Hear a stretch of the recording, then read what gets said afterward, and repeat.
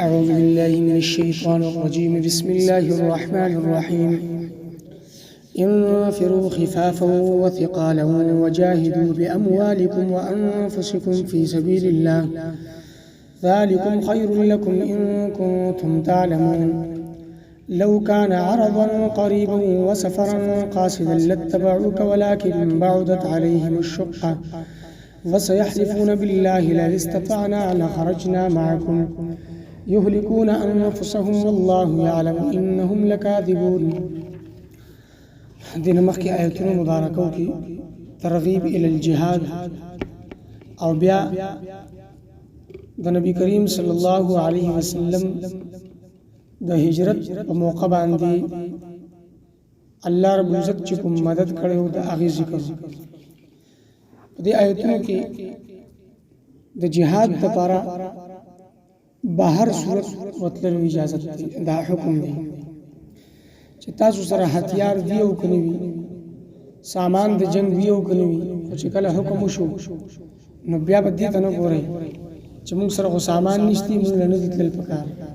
اسلحه نشتی موږ نه دي تل پکار چونکه د غزوه تبوک غزوه چې وا دا ګرانه زوم لري او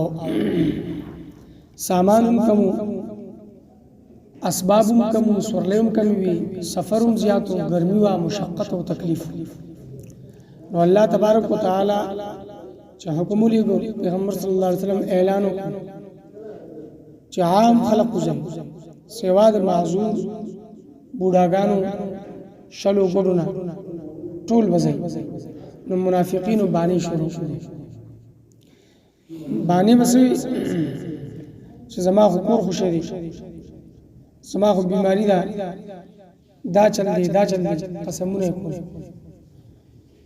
چونکه هغه د اندرون نه کافر او کافر له د قسم پروا نه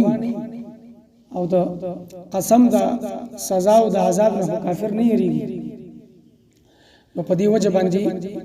هغه په پیش کې راتل او پیغمبر صلی الله علیه وسلم دوی حضور نه پیش کړ نو منافقین پاتشتل مسلمانان لاړ او کوم درې کسان مخلصین د صحابه او اول خو عذر نو پیش کړي هغه تیارو د جهاد لپاره خو لګه سستی وسله د سستۍ پوجا باندې خیال دا چې زموږ ورلای د تیزی دي موږ ودو ته ورسو مثال په تور باندې دوی یو ورځ سفر کړ دی زموږ سورلای با ته دوی یو په بدلی کې په نیمه ورځ کې هغه سفر به وکي موږ ودو ته ورسو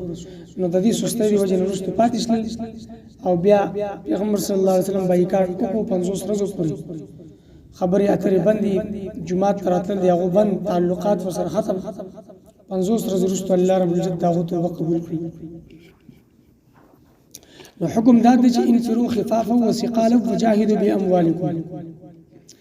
تاسو د الله په لار کې سپک او درانه وځي مطلب هتیار شته او کو نشته دي خو وځي که هتیار وی بیا وځي که هتیار نه بیا وځي جنگ بدر په موقع باندې تاسو سره څه شو هتیار خو نو سورلای نه وي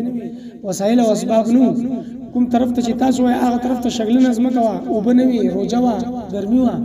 الله رب العزت باران ورو دو بو تنظیم موسم یخ شو کافر چې کوم طرف ته التمټه وا هغه خټه جوړ شل ته خو دې مدد خو الله رب العزت کی تاسو په هتیار باندې توکل مکوئ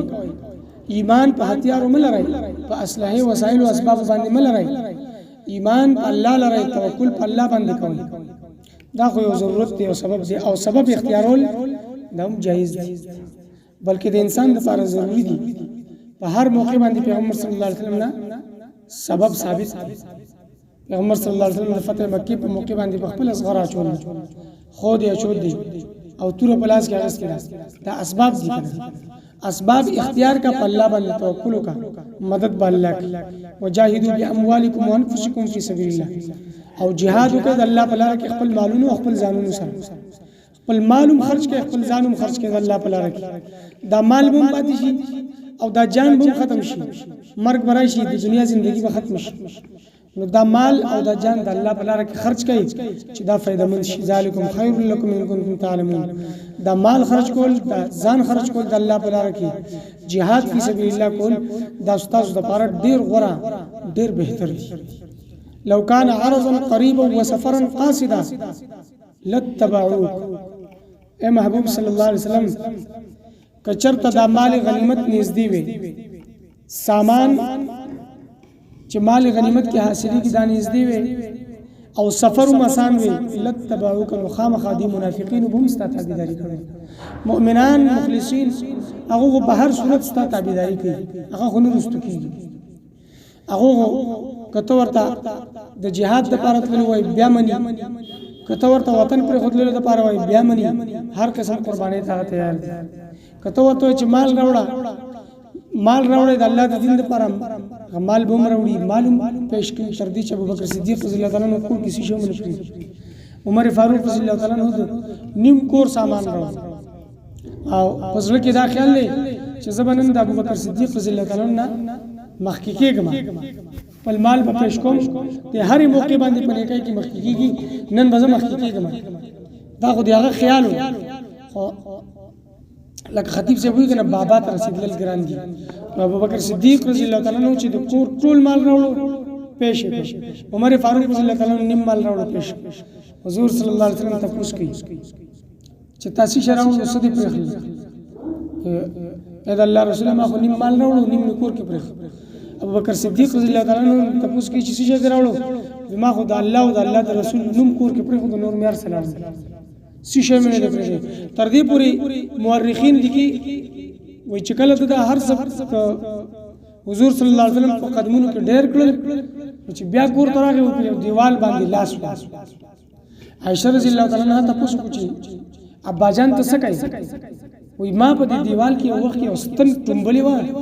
ګورم کا غستن ملاو شي هغه د الله حضور د الله د نبی په حضور کې پېښ کما او د الله د دین لپاره غو قربان کړه. چې کله شپه تیر شله و شپه خوب یې مونږ کو سار چې پاسه د پتن منې کومه کپڑے ویني هغه قیمتي لباسو، قیمتي کپڑے وی د الله دین ته د مال ضرورت کې زما په بدن باندې دي قیمتي کپڑے نو لاړ هغه قیمتي کپڑے هغه بازار کې خرڅ کړلې او ځان له د ټاټ لباس واغست، ټاټ ځان نه چاپیره کو پاغه کې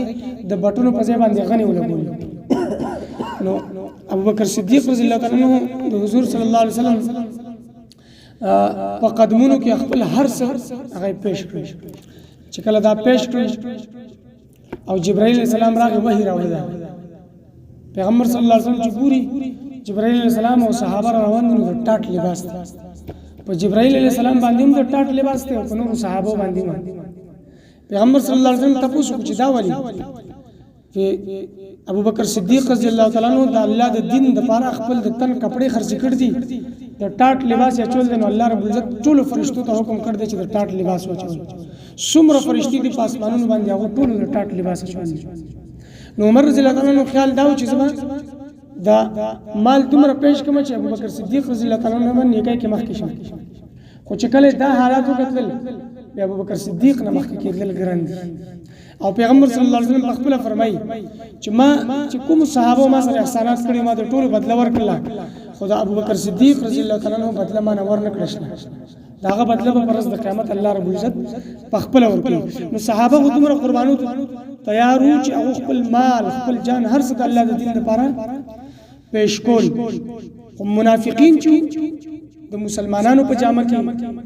د اسلام په جامه کې د حضور په مجلس کې واقع راسل، نو هغه منافقین به دعوت اسلام کولا خو بیا به د قربانۍ په وخت کې باندې کوي. جهاد لنی شتلې زموږ کور خوشې دي، موږ ته دا ضرورت دی، دا وزر دی او دا چې نور څه تکالیف په راتلل نه باندې چې کله ورته پته و چې کافر خو لګ دي مسلمان به غالب شي او سفرم لګ دي زوم نږدې دي، د جهاد کې به شامل دي د مالی غنیمت لپاره چې کافرونو به مال حاصلېږي. نو چې کله به مجاهدینو کې تقسیمېږي نو موږ هم په صف کې ولاړو، چې موږ صف کې ولاړو نو موږ به حاصل شي. ولكن بعدت عليهم الشق، الله فرمای دا د تبوک دا غزوه چې دا په دو باندې لری ښکار شوی د دې سفر دوه لری ښکار شوی دی. وسيحلفون بالله لئن استطعنا لخرجنا،